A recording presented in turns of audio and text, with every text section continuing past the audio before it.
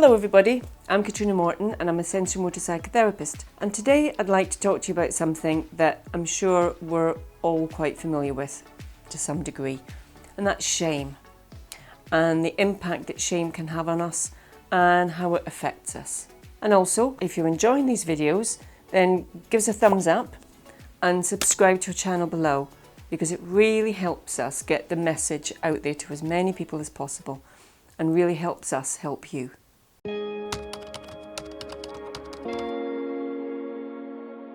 Shame is something that we carry in a very derogatory, humiliating way when we've been laughed at, when we've been made fun of and made to feel less than.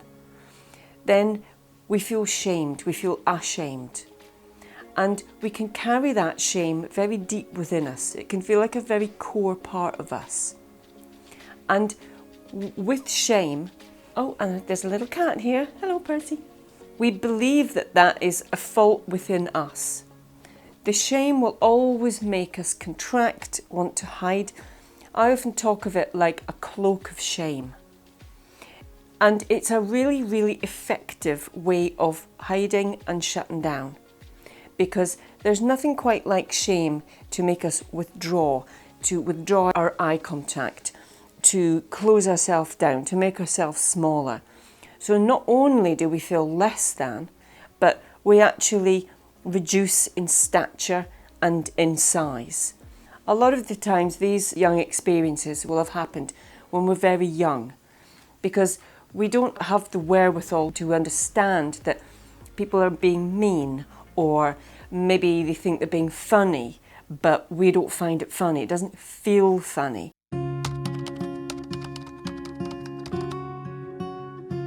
Sometimes people can disguise the intent of wanting to make somebody feel small or belittled by humour, by laughing.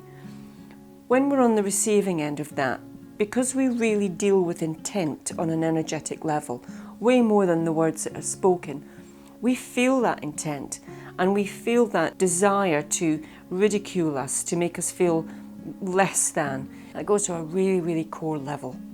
And it's one of those learnings that we don't forget. It's one of those lessons that we store, that we keep with us as a kind of protective thing.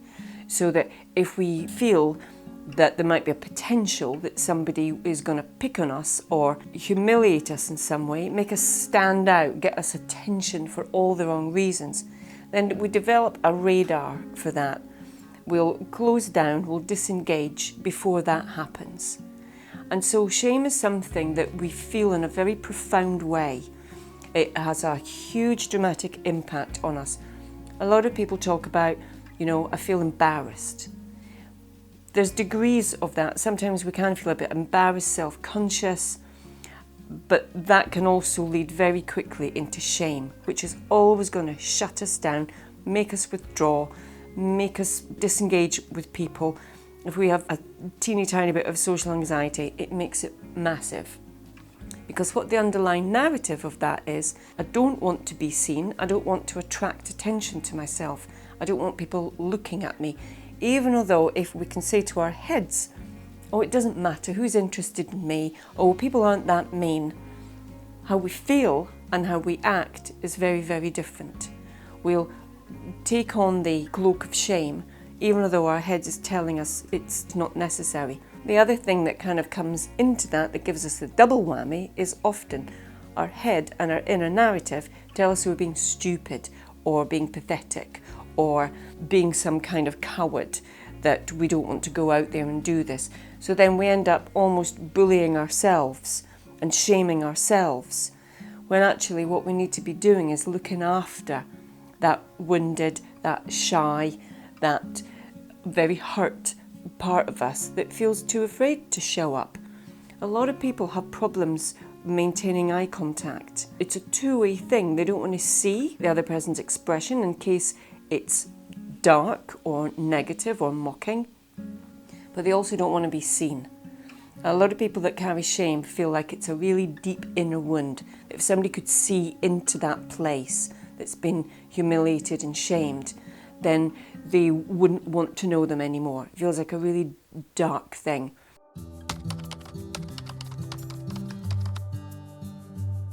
When we're working with shame, then we don't want people to be completely triggered, have to withdraw, have to shut down. We want to go up to the edges of it. We want to understand what it is, the kind of the narrative behind the shame, what it is that the shame is causing us to do, and more importantly, where it's come from. We've taken it on ourselves, but it's been given to us. And so we have to find a way of expanding, giving it back, of not letting this shut us down, by getting a real awareness for these younger parts that it's not that they are X, Y, and Z that means that they're less than or no good, that everything they do is difficult, it's wrong. We have to be able to feel confident in ourselves and feel that and be accepting of whatever's there, not criticise. So we've got to really work on that negative inner critic. And even if it comes up, then we can hear it coming up and say, no, there you go again, and put something else after it that says, well, that's what I always say, but actually that's not strictly true. I'm good enough. And, being really conscious of that process of shutting down and criticising so that we can have a different narrative that runs alongside it and one that we can believe in. When we're in that place, then we're very often in a childlike place. It's very difficult to feel like an adult in that place. We'll feel like a small, vulnerable child. And feeling vulnerable, it makes us feel like we've got no defences, no way of protection, of protecting ourselves, no barrier between us and the outside world. And when we know that that's happening, then one of the things we know is that we need to have some boundaries, but those have to come from in here. We've got to feel like we have a right to that boundary, because shame will go, oh no, I have no right to those things. So we've got to deal with those inner core beliefs and reactions to ourselves so that we can look after those things, give them a different narrative, find resources that actually strengthen, make us feel stronger and more secure and stable and solid when we know that we've been made to feel vulnerable, so that we can have a boundary, because that's an energetic force that goes out, and that we're not believing the things that we've been told about ourselves, because they're often not true. In the same way, if you tell somebody over and over and over again that they're stupid, that person will start taking that on and believing it.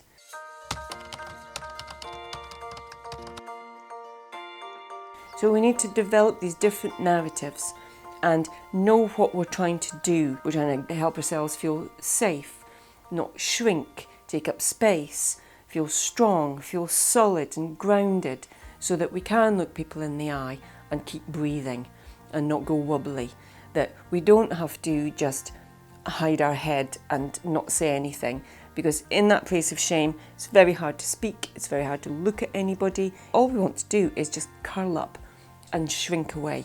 So when we can see how those things manifest in the body, what they look like, what they feel like, how they respond to resources, then we can start to work on it in a really core level and build it outwards, so that when we feel that contraction happening, then we know what we need for expansion.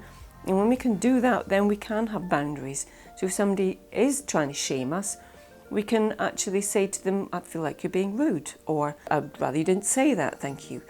And just be able to gently push back for our own self-worth, so we can build that out, our confidence, our self-worth, feeling like we deserve to be here. Not that we're more than, but that we're enough, we're good enough, and that we feel on a level and a parallel with people, because shame will do the opposite of that for us. So I hope that helps give you some understanding of where shame comes from, how it affects us, what its purpose is. It's the sure thing that's going to make us hide and not be seen, and maybe when we were young that was useful. Stay as small and quiet as possible. Now you might want to be a bit more expansive, be able to communicate and not shrink away. So I hope that's been helpful and useful. And again, if you've enjoyed this video, give us a thumbs up and subscribe below, because it really helps us get out there. Thank you. I'll see you again soon. Bye.